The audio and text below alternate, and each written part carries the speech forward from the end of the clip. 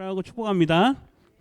오늘은 혼인잔치, 어린 양의 혼인잔치라고 보통 이제 이름이 붙여 있는 단락 본문이고요. 요 혼인잔치라는 제목으로 말씀을 좀 보겠습니다. 지난주 말씀 끝부분에 저희가 요 오늘 본문 19장 1절을 붙여서 읽었어요. 이 일 후에 하면서 이 일이 뭐냐? 바벨론에 대한 심판의 메시지들이 계속 선포되고, 그리고 바벨론이 심판받는 그 모습을 보면서 거기에 붙어서 이익을 취하던 자들, 상인들, 그다음 왕들, 이런 사람들이 애곡하면서 애통해하면서 막 우는 소리를 내는 그러한 모습들을 봤죠. 그 일 후에입니다. 그 일 후에 내가 들으니 하늘에 허다한 무리의 음성이 있다. 그러면서 그들이 내는 소리가 노란색 글씨 보면 할렐루야 하면서 하나님을 찬양합니다. 이런 말씀 드렸습니다. 하나님의 심판은 반드시 무엇과 함께 가느냐? 구원과 함께 간다 그랬습니다. 그러니까 그동안에 고통받고 신음하고 힘들게 이 땅에서 믿음을 지키면서 살아가던 그들을 향해서 하나님께서 한편에는 심판을 선포하지만 한편으로는 계속 약속과 함께 구원을 선포한다라고 말씀드렸죠. 이제 우리에게 구원이 임한다라는 걸 깨닫게 된 사람들이 하나님 앞에 나와서 찬양합니다. 첫 단어가 구원이죠. 구원과 영광과 능력이 우리 하나님께 있도다. 이 구원과 영광과 능력은요, 하나님의 통치를 상징합니다. 하나님의 통치가 이제 드디어 우리 가운데 임하게 되었다. 그동안에는 사람들의 마음 가운데요, 계속 의심이 있었어요. 하나님이 어디 계시냐 이거예요. 하나님이 어디 계시냐.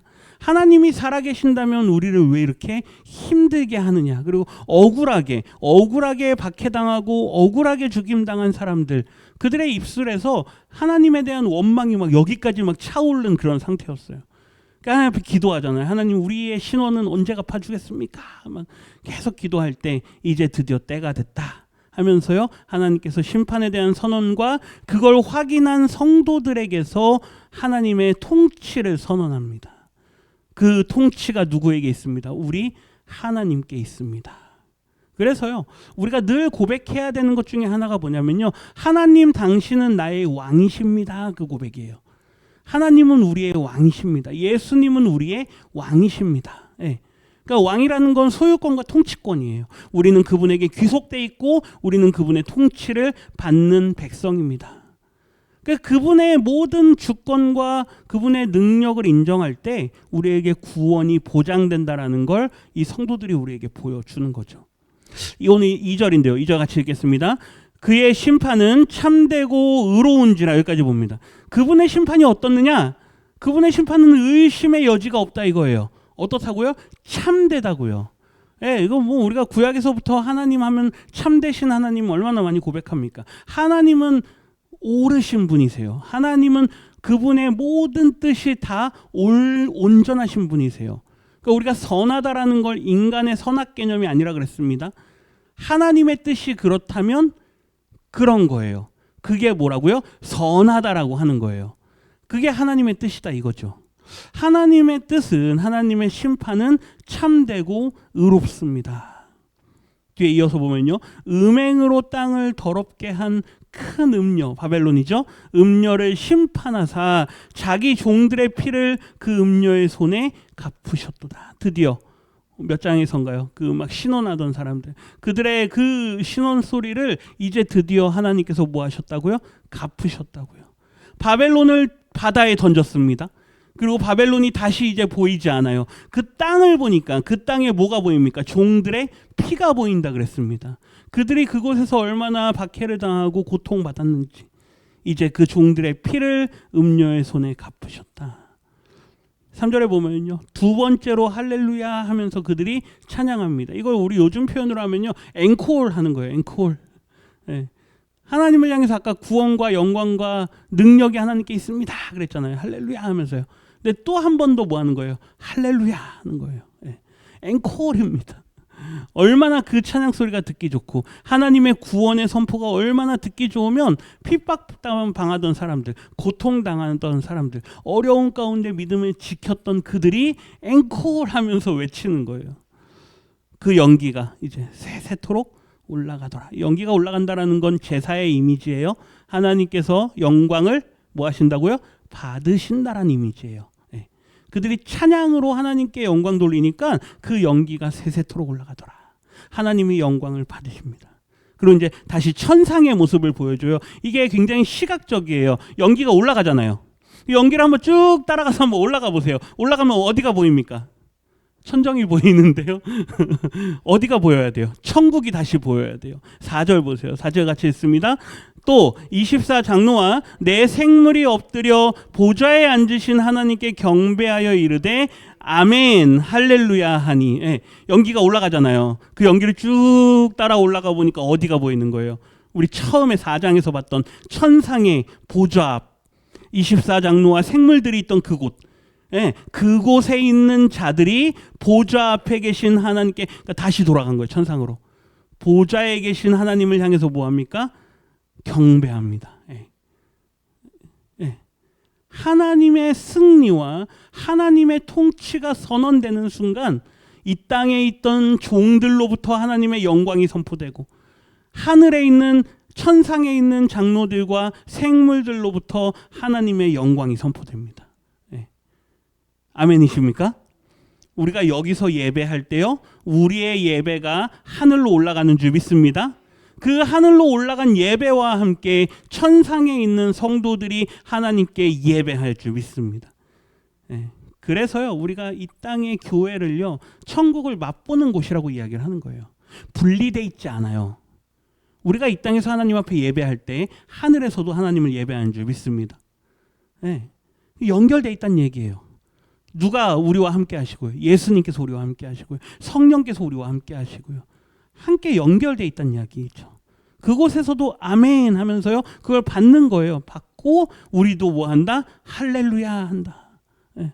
얼마나 아름다운 그림입니까? 여기서 예배 드릴 때 대충 드리시면 안 돼요. 예. 정말 예배 드릴 때 정말 온 마음을 다해서 하나님을 예배해야 될 줄 믿습니다. 예. 5절 보세요. 5절 같이 읽습니다. 보좌에서 음성이 나서 이르시되 하나님의 종들 곧 그를 경외하는 너희들아, 작은 자나 큰 자나 다 우리 하나님께 찬송하라 하더라. 아멘. 보좌에서 음성이 났다. 이건 분명히 하나님께로부터 나왔을 거예요. 근데 노란색 글씨 보면 하나님의 종들, 그렇죠? 하나님의 종들을 누구라고 설명합니까? 그분을 경외하는 자들. 이 구약에서부터 하나님을 경외한다라는 사상은 계속 이어져 왔어요. 그러니까 하나님을 사랑합니다라고 고백할 때 그 사랑의 고백에는 반드시 하나님에 대한 두려움도 있어야 돼요. 그러니까 그분의 높으심을 우리가 생각하는 거죠. 그러니까 함부로 할 수 없는 하나님, 그러나 나와 가까이 하는 하나님, 그 하나님을 경외하는 자들, 작은 자나 큰 자나 다 우리 하나님께 찬송하라, 예, 보좌에서 찬양하라 라는 소리가 마구마구 들려 나옵니다. 하나님께서 영광을 받으신다는 이야기예요. 하나님께서 우리의 드리는 이 모든 고백들을 기뻐하며 받으신다는 이야기죠. 그러면서 6절에서 이야기의 결론이 나는데요. 6절 같이 읽겠습니다. 또 내가 들으니 허다한 무리의 음성과도 같고 많은 물소리와도 같고 큰 우레소리와도 같은 소리로 이르되 할렐루야, 주 우리의 하나님 곧 전능하신 이가 통치하시도다. 아멘. 이제 그 심판의 모습을 본 성도들의 그 찬양의 결론이 이거예요. 그들이 어떻게 결론지는 보세요. 하늘에서 하나님께서 성도들아 찬양하라 그러니까요, 성도들이 허다한 무리와 음성과 많은 물소리, 우레소리 이런 소리로요 하나님을 찬양하는데, 다시 한 번 더 그 찬양의 내용을 잘 보셔야 돼요. 할렐루야는 똑같아요, 처음이랑. 그 다음에 주 우리 하나님 전능하신 이가 뭐 하신다? 통치하신다. 구원과 영광과 능력이 우리 하나님의 것입니다. 이게 통치의 언어라 그랬어요. 똑같은 말이에요. 다시 한 번 더 하나님의 통치를 선언하는 겁니다. 이 세상은 누가 통치하던 곳입니까? 그동안에는 세상의 권세 잡은 자들, 그렇죠? 사단 마귀가 세상을 쥐고 펴락했잖아요. 그게 바벨론 음녀였어요. 그를 심판하시고 그 심판, 그의 통치가 끝나기 때문에 이제 누구의 통치가 우리 가운데 시작된다? 하나님의 통치가 시작된다. 예. 이제부터는 사단의 권세가 우리에게 함부로 하지 못할 거다. 그들은 저 완전한 심판에 처하게 될 거기 때문에. 이제 뒤에 가면 백보자 심판이 나와요. 거기에서 완전한 저들을 향한 심판이 선언될 거기 때문에 이제 더 이상 그들이 우리를 힘들게 할 일이 없을 것이다. 예. 여기까지만 딱 보면은요, 요한계시록에서 사도 요한을 통해서 하나님께서 편지를 쓰신 예수님께서 당시 7교회, 소아시아에 있던 7교회에게, 그러니까 믿음의 성도들에게 정말로 주시고자 하셨던 메시지는 명확해요. 지금 저 로마의 통치를 한번 봐라. 얼마나 강해 보이니. 로마의 황제가 자기가 신이라 그러고, 너희들이 거기서 돈을 벌고 살려면 뭐 해야 되고, 황제를 숭배해야 되고, 우상 숭배해야 되고, 이웃 사람들과 관계를 좋게 지내려면 너희가 그들의 문화에 또 참여해야 되고, 막 이런 어려운 상황들에 있는데 그거를 다 인내하고 버텼을 때 반드시 누구의 통치가 온다? 하나님의 통치가 우리 가운데 온다. 이걸 기다리라는 거예요. 기다리라. 그러면서요, 이제 이미지, 그러니까 시청각 교육을 뒤에 7절부터 우리에게 보여주십니다. 같은 이야기예요. 지금 여기 인내하라, 하나님의 통치를 선언하고 인내하라 이 말씀하고 지금부터 이어지는 7절이 같은 내용이에요. 7절을 보세요. 7절 같이 읽겠습니다.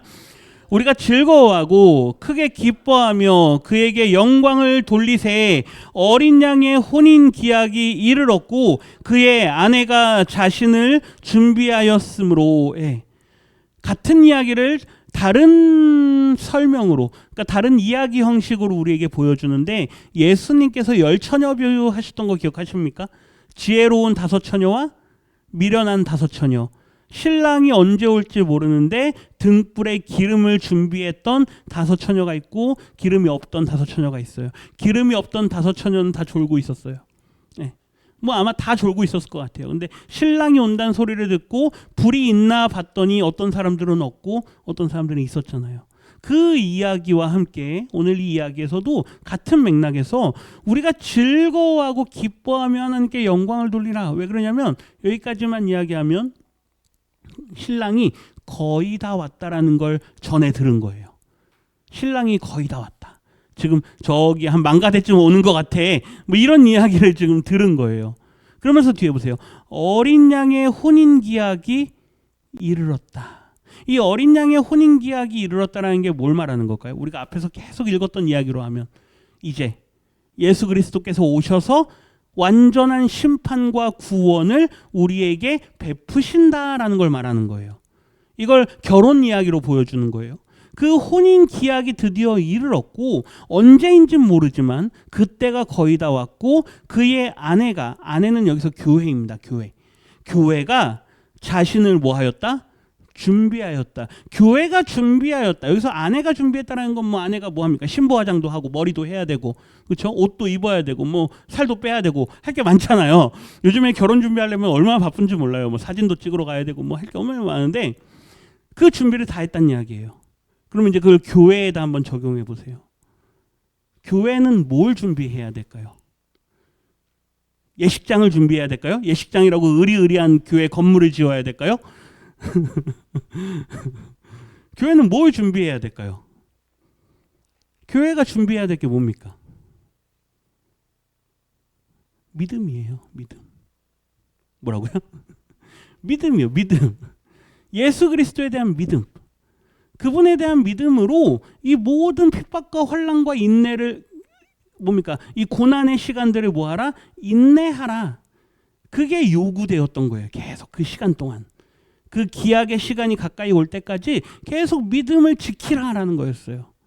이제 드디어 아내가 자신을 준비하였다. 성도들이 믿음을 준비하였다. 믿음이 있는 자만이 그 혼인잔치에 들어갈 수 있는 줄 믿습니다. 그걸 우리는 두 글자로 구원이라 그래요. 구원. 그래서 어린 양의 혼인잔치에 들어간다라는 건 이제 교회가 구원에 들어가게 된다는 이야기예요. 그 구원이 완성된다는 이야기죠. 8절 보세요. 8절 같이 읽습니다. 그에게 빛나고 깨끗한 세마포 옷을 입도록 허락하셨으니 이 세마포 옷은 성도들의 옳은 행실이로다 하더라. 아멘. 제가 주일날 낮 예배 때인가 저녁 예배 때인가 비슷한 말씀 드렸어요. 우리가 교회가 믿음으로 구원받는다라는 걸 열심히 가르쳐 왔는데 행함에 대해서는 우리가 좀 덜 가르쳐 왔어요. 그러면 행함으로 구원받습니까? 물론 믿음으로 구원받는 거예요. 그렇죠? 그러면 행함은 없어도 되는 겁니까? 아니죠. 항상 같이 가야 되는 거예요. 믿음은 무엇으로 드러납니까? 우리의 행함으로 드러나요. 행함을 앞세우면 그거는 자기 의가 될 수 있지만 믿음이 있는 사람은 그 행함이 따라오게 돼 있는 거예요. 이해가 되시죠? 네, 믿음은 아니고 행함만 드러낼 수도 있어요. 세상 사람들 예수 안 믿어도요, 얼마나 착한 일 많이 하는 줄 몰라요. 순수하게 정말로 착한 일 많이 하는 분이 있거든요. 근데 예수를 믿으면, 예수를 믿는 사람은 그 행함이 아주 자연스럽게 따라 나와야 돼요. 네. 그러니까 이웃들하고 사이가 안 좋은 분은요, 뭘 점검해야 돼요? 아니요, 믿음 점검하기 전에 내 성격을 먼저 점검해야 돼요. 일단 첫째는 내 성격을 점검하시고 그 다음에 내 믿음을 점검하시는 거예요. 믿음은 좋은데 성격이 안 좋을 수도 있어요. 믿음과 행함은 같이 가는 줄 믿습니다. 여기 보세요. 세마포 옷을 입도록 허락해 주신다 그러잖아요. 그래서 세마포 옷은 성도들의 뭐라고요? 옳은 행실이에요. 예수님도 그러셨어요. 너희의 착한 행실을 보고 너희가 내 제자인 줄 알리라. 하나님께 영광을 돌리게 하라. 네. 분명히 믿음과 행함은 같이 간다는 이야기예요. 그 자리에 설 때 하나님께서 각각의 사람들이 행한 대로 갚으신다라고 말씀하시잖아요. 상급을 받을 자들에게는 상급으로 갚으신다 그랬어요. 9절 같이 읽습니다. 천사가 내게 말하기를 기록하라. 어린 양의 혼인잔치에 청함을 받은 자들은 복이 있도다 하고 또 내게 말하되 이것은 하나님의 참되신 말씀이라 하기로. 아멘. 천사가 말합니다. 어린 양의 기록하라라고 하는 말은 중요한 메시지이기 때문에 기록하라라고 하는 거 빠뜨리지 마라. 어린 양의 혼인잔치에 청함을 받은 자들은 뭐하다? 복이 있도다. 예. 어린 양의 혼인잔치에 청함을 받기 위해서는 뭐가 준비돼야 된다? 믿음이 준비돼야 된다. 믿음이 있는 자들은 복이 있는 자들인 줄 믿습니다. 그러니까 복에 대한 해석을요, 잘 하셔야 돼요. 예. 우리가 복 받았습니다라고 할 때 그 복은 하나님께서 우리를 이 마지막 날에 있을 그 잔치 자리로 인도하신다라는 게 우리에게 가장 첫 번째 복입니다. 어떤 분이 그런 이야기를 해요. 어떤 신학자가 한 얘기인데, 무한대에다가, 무한대라는 건 셀 수 없는 거예요. 무한대에다가 1을 더하면 무한대 1입니까? 아니죠. 뭐예요? 무한대예요. 그럼 무한대에다가 100을 더하면 무한대 100입니까? 그것도 뭐예요? 무한대예요. 그럼 무한대에다가 만을 더하면요? 그것도 무한대. 무한대에다 1억을 더해도요? 무한대죠. 우리가 구원받았다라는 게 뭐냐? 우리가 구원을 받았다라는 건 우리가 무한대의 복을 받았다라는 거다라고 이야기를 합니다. 아멘이십니까? 동의가 되세요? 아, 하나님 저는 그걸로 만족 못 하는데요. 그럼 예수 믿으면 구원받는다 그러면 그게 상급, 그게 복입니까? 그게 답니까? 다른 건 없습니까? 이러는 거예요. 암만 거기에다가 다른 걸 더해도 의미가 없다라는 거예요. 뭐가 가장 크기 때문에? 구원이. 이 구원의 복이 가장 큰 복이고 그게 모든 걸 다 앞서요. 그렇기 때문에 거기다 뭘 더해도요, 그게 티가 안 나요. 그러니까 하나님께서 우리에게 주신 복은 다른 어떠한 걸로 우리가 대체될 수도 없고 다른 것과 비교될 수도 없는 줄 믿습니다. 그러니까 구원받은 이 복을 가장 큰 구원의 은혜, 가장 큰 복으로 여기실 수 있어야 될 줄 믿습니다. 하나님, 전 그래도 뭣도 좀 있으면 좋겠는데요. 그건 하나님하고 두 분이 잘 해결하셔야 돼요. 그건 각자가 잘 해결하셔야 되는데 하나님께서 우리에게 주신 복은요, 혼인잔치에 참여하는 복이에요. 그걸 참여하기 위해서는 믿음이 필요하다 그랬습니다. 그 믿음이 있는 자만이 구원의 자리에 들어갈 수 있다 그랬습니다. 그렇게 읽으셔야 돼요. 또 내게 말하되 이것은 하나님의 뭐다? 참되신 말씀이다. 하나님께서 못 박으시는 거예요. 이 혼인잔치, 마지막 날에 있을 그 혼인잔치에 들어오기 위해선 우리에게 믿음이 필요하다. 그것이 우리에게 가장 귀한 거고 그들이 곧 복 있는 자들이다. 오늘 혼인잔치에 들어가실 준비가 되셨습니까? 스스로에게 이제 질문하실 시간이에요.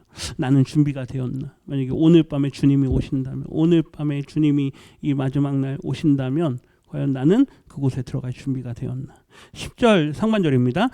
내가 그 발 앞에 엎드려 경배하려 하니 그가 나에게 말하기를 나는 너와 및 예수의 증언을 받은 내 형제들과 같이 된 종이니 천사가 요한에게 막 말을 하거든요. 그러니까 누굽니까? 이 사도 요한이 그 천사에게 경배하려고 하는 거예요.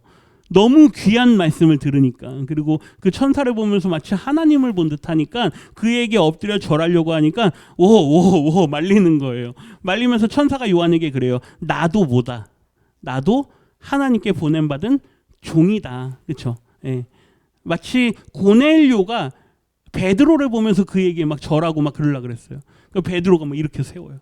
나도 너희와 같은 사람이다. 그러잖아요. 하반절 읽고 마치겠습니다.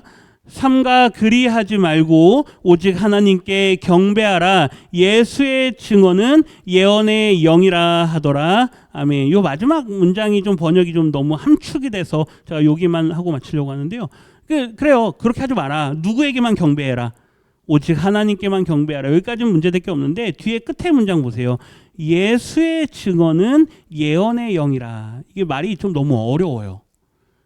예수의 증언은 예언의 영이라. 이해가 되십니까? 선뜻?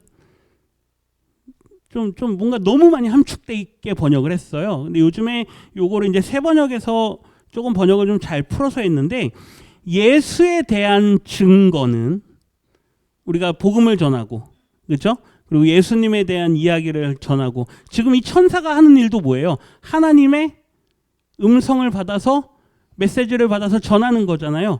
그렇게 하나님의 뜻을 전하는 것이나 예수님의 복음을 전하는 것이나 보냄받은 자로서 증인으로서 사명을 감당하는 것은 그 말이에요. 이 앞부분이. 이해가 되시죠? 예수의 증언은 그 말은 예수의 복음을 전하는 일은 하나님의 뜻을 전하는 일은 오직 예언의 영을 통해서이다라고 번역을 해요.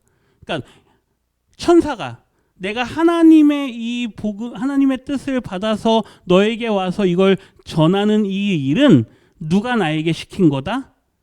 예언의 영. 예언의 영이 누구입니까? 성령. 성령께서 나에게 그 사명을 주신 것이다. 그 말이에요. 일단 이해가 되시죠? 그렇게 조금 풀어야 돼요.